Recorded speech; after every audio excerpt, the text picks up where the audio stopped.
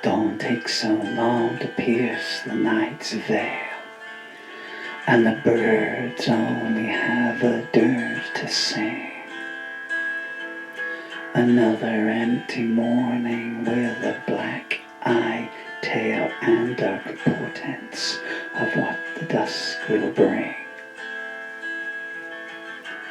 Sunlight tendrils glide through the broken blind, slaying shadows in a motel room, trying to stroke warmth onto a mascara-rivered face as if to apologize for having to leave so soon. Juliette stares unblinking at the ceiling. She knows the day is just the night's calling card. She's gone past thinking and she's trying to forget feeling. These days those things show her scant regard.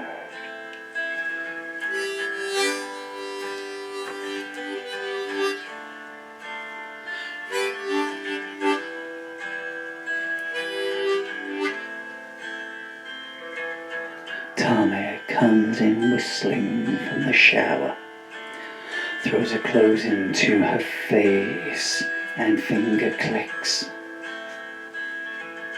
Come on, get dressed, check out times in an hour, and I ain't paying extra 'cause you've been sick. Through her unswollen eyes she gazes at him. The boy she loved become a man she hates. Endings never match the way the story begins, and her burnt out soul holds a pain that never abates. She lifts her head and winces as she does so. Her cheek is swollen, dried blood blocks her nose. Tommy said no limits and they laughed. Let's go. He counts the cash as she loses count of the blows.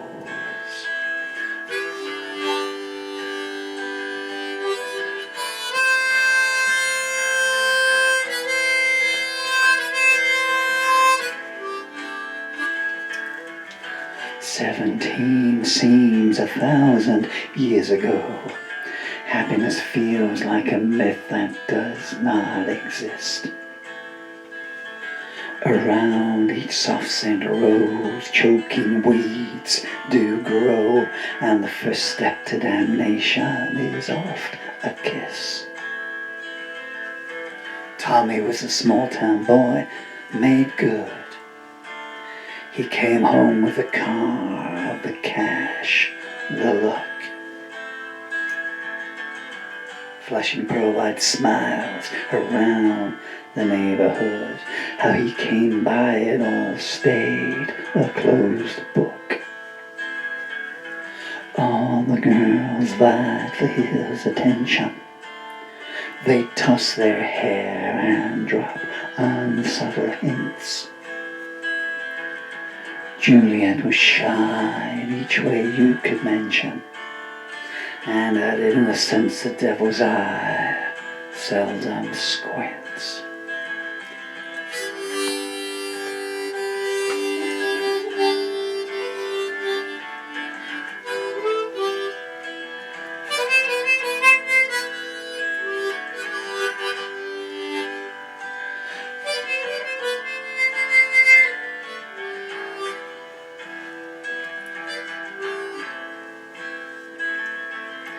Tommy's snake-oil tongue dripped its charm. Flattery and persuasion in equal measure. "If you really love me" was his means to disarm. What better way to plunder sacred treasure? "I've got to head back to the city," he said. "There's nothing in this town to tie me down. non-entities and people who are the walking dead. It's been fun, but I guess I'll see you around. First time tears fell from her sapphire eyes. The first drops that would become a stagnant lake. Smiling at the sight, Tommy knew he had his prize. He grinned, oh, here's an opportunity to take. His mouth painted pictures of multicolored venom. Come with me, please, I can't bear to leave you behind. The love-struck have no shield to defend them from manipulators planting seeds in their minds.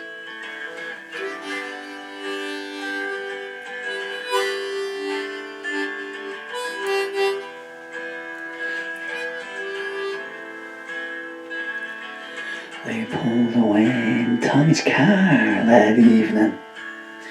Juliette's golden mane flowing in the breeze. A brief note to her mother saying, I'm leaving. I'll be safe with Tommy, so put your mind at ease. I promise I'll write you when we're settled. I'm sure I'll have lots of exciting things to say. Each night she reads that note, now worn and crumpled. She hasn't heard a word from her daughter to this day.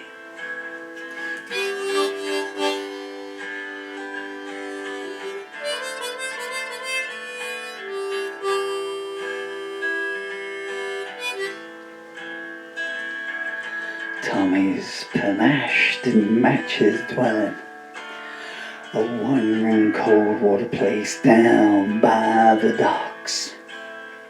It's only temporary. He'd keep on telling.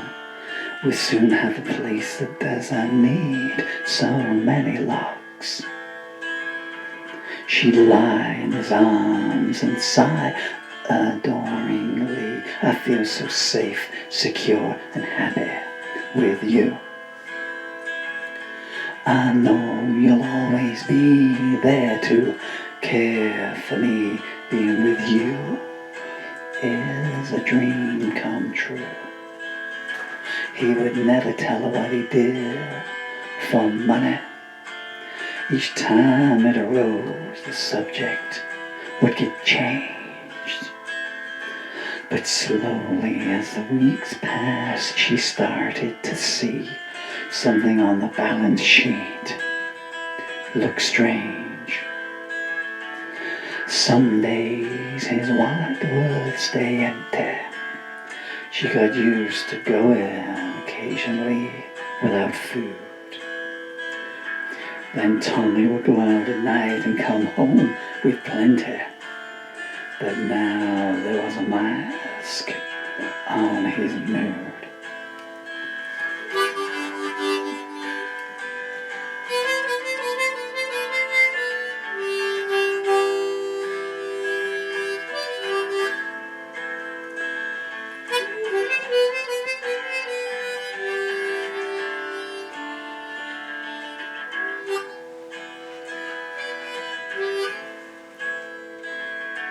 He used to make love to her with warmth and tenderness. He taught her to be adventurous and free. More often now it seemed he could not care less, and he'd get angry when she'd ask, is it me? His phone was always piercing their sleeping. He'd rise, get dressed, and leave without a word. She wondered what secrets he was keeping.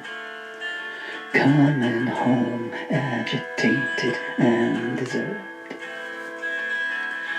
One day she saw two men drive his car away.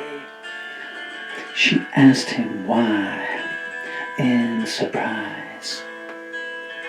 His mouth stayed silent, but his fists had plenty to say. That was the first of her black eyes.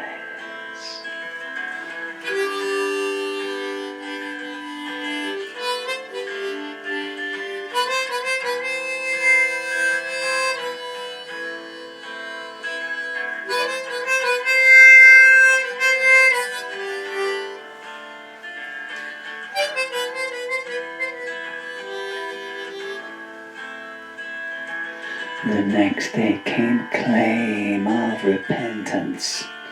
Same old sentences that always spring forth. I'm tired, I've made some bad investments. I'm thinking we should try our luck up north. She said, I'll try to be more understanding, taking the blame that was not hers to bear. When you fall in love, you don't see where you're landing. She said, all your problems are mine to share. She never saw then the malevolent gleam that spread across his demon countenance. A lifetime from now she'll recall that it seemed to be the moment he dropped all the pretense.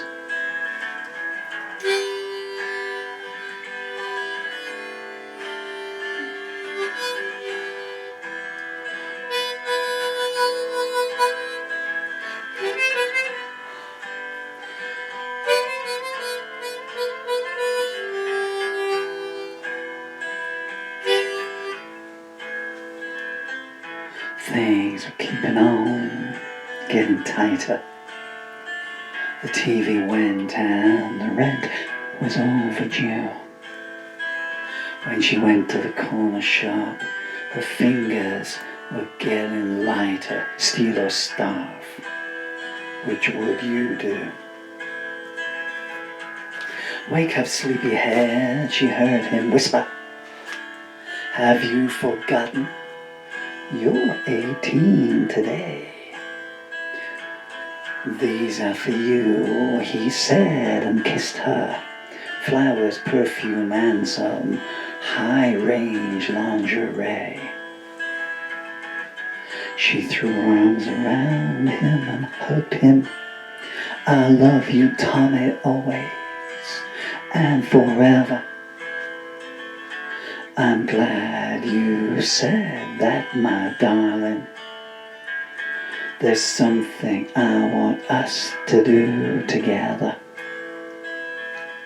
He passed her the gift bag and said, put these on for me.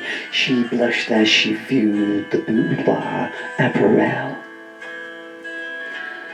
When she was dressed, he said, now pose provocatively. I've bought a camera for us as well.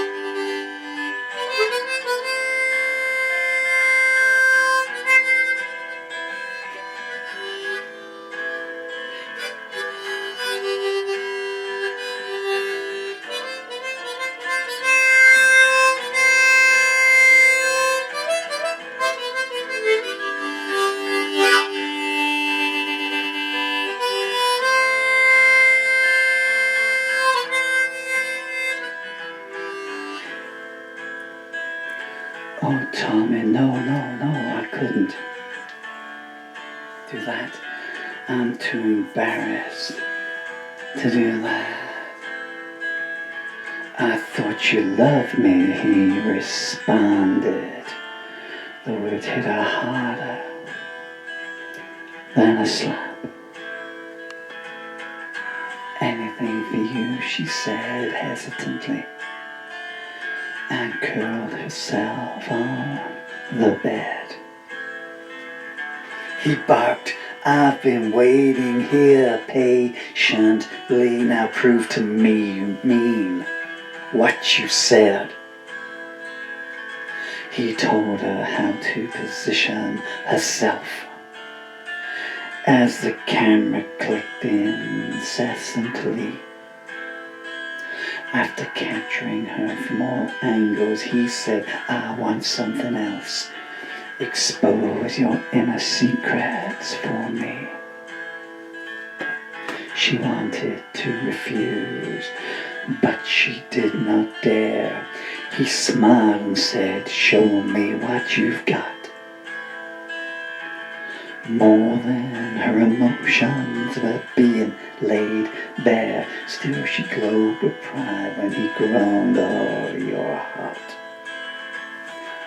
She glided seductively in satin and lace, to the delight of her lens-eye paramour. She said, please, darling, don't show my face. One look told her the request was ignored. Don't worry, angel, these will stay private. I just wanted to document how beautiful you are. Undressing, he said, now let me prove it. You're the best thing in my life by far.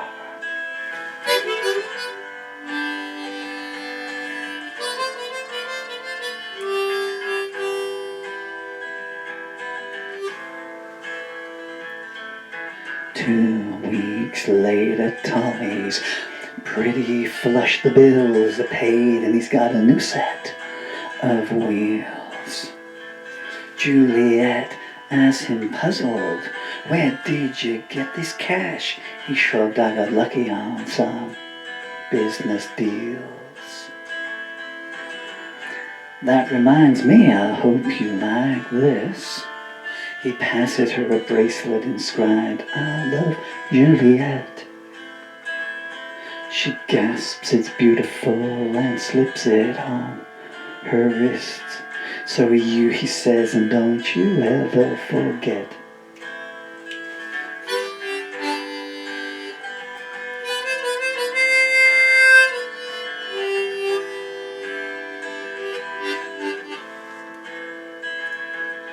The good times seem to be getting better.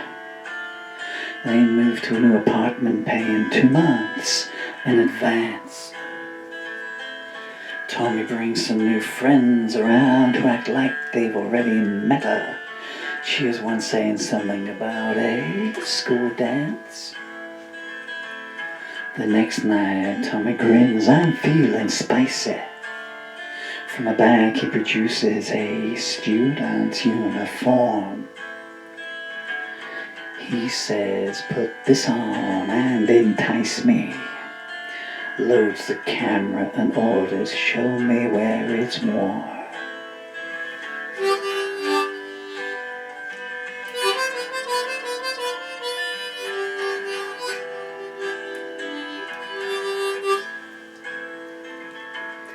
Things start to settle into a routine. Tommy gets more distant even when he's home. Some nights he walks in wired and then he gets real mean. Her teenage dreams are starting to corrode. One Sunday morning, she goes for a walk. 2 women pass her, and she thinks she hears her name. She asks, do I know you? I thought I heard you talk. One hisses, have you got no sense of shame? She walks away, uncomprehending. Arrives home early and catches Tommy by the bins. In his guilty hands all the letters home she thought he was sending. Naivety falls and reality begins. I know your mother hates me, he stammers, and I thought she'd try to come between us. Juliette can't hear him. All that matters is that she's surrounded by the shards of shattered trust. She thinks long and hard about leaving, but he deals his aces, charm and remorse. By the time he's finished, even she's believing she's the one who steered their love off course.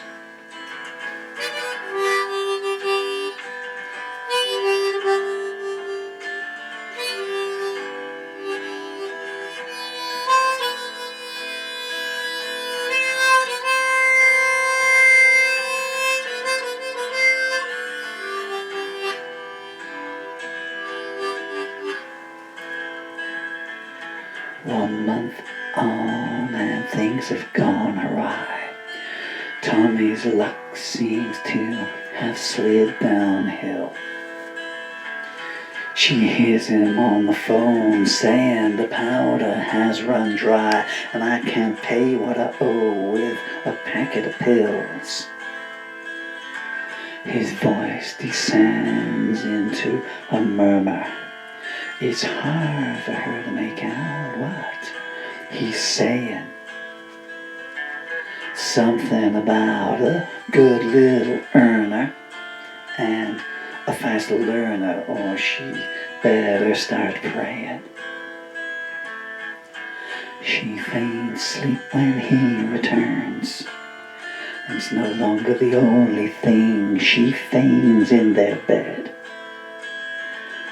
No one to turn to confide her concerns. She decides to forget what was said. Tommy is up and about early, brings her breakfast in bed as a treat. He says, my perfect darling, you complete me. Don't fret about things, we'll soon be back on our feet. By the way, I've got to make a business trip. I meant to say, but it slipped my mind. Why don't you come too now that I think of it?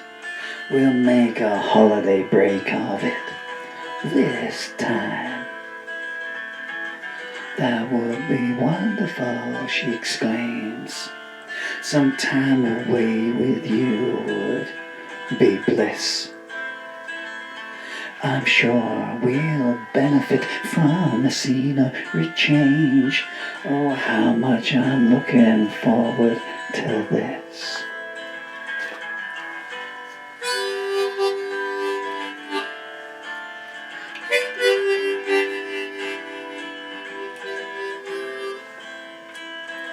She hums happily as she packs.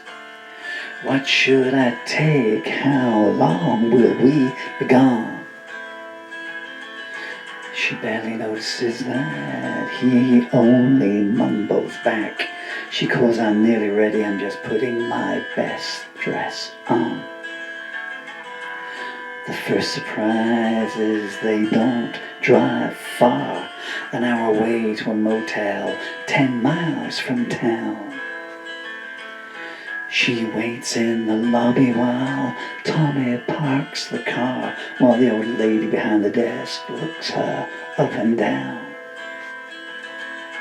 Tommy pays with cash and takes the key.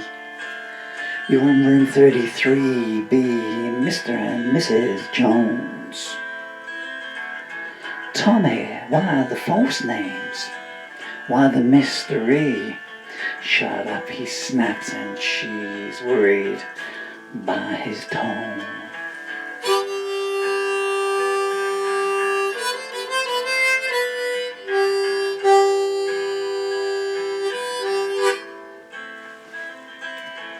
The room, like the motel, has gone past its prime. They might change the linen, but not the air. He glances at his watch and tuts at the time, takes her bag and puts it behind a broken chair. Tommy, she says, her voice quivering, what kind of business deal could you possibly do here? She notices she started involuntarily shivering. He says, let's make one thing clear. You just do what you are told, and everything will be just fine. In some ways, it's a shame that you're now 18 years old. The market's for fresh fruit on the vine. He pulls a tripod from his case and mutters, thank God I brought a ring light with me. A puzzled look sweeps Juliette's face. Tommy, surely you don't mean to film our intimacy? Before he can answer, there's a knock on the door. Who is it? Film crew, comes a sneered reply. 3 men walk in. I thought there would be 4. At least this way, no one has to wait outside. Tommy turns to Juliette, who's shaking. Honey, it's time to tell you the score. You know all those photographs we've been taking? Well, I want you to meet some fans of yours. You've got lots of admirers who pay well to see you cute and alluring. But I've got a greedy nose and I'll big to some bad mothers, and a photo ain't as profitable as the real thing. She sits in shock as the horror sinks in. Tommy, please don't do this to me. He laughs, you're on the clock. Let the show begin. They close in, drooling with lascivious glee.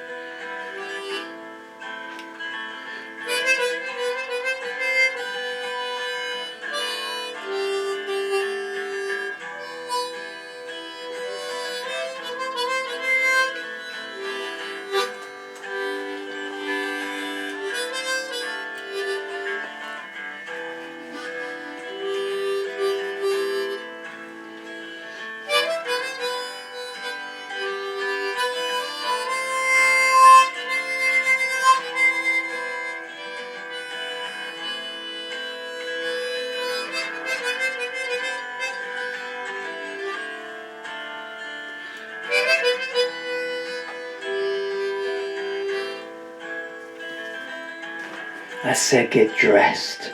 Tommy screams in her ear, snapping her back to the present moment. She's still shaking from pain, disgust, from fear. 6 brutal hours, so slow went. She picks what's left of her dress from the floor, and a blouse, not the only thing of hers, torn in two. Tommy's on the phone saying, I need to score. I've got $3,000 to pay, some of what I owe to you. And I've got a great film to barter. Once you've seen it, I'm sure you'll clear my debt. And don't worry, this is just for starters. Take it from me, she ain't seen nothing yet. You're gonna be a big star, Juliette.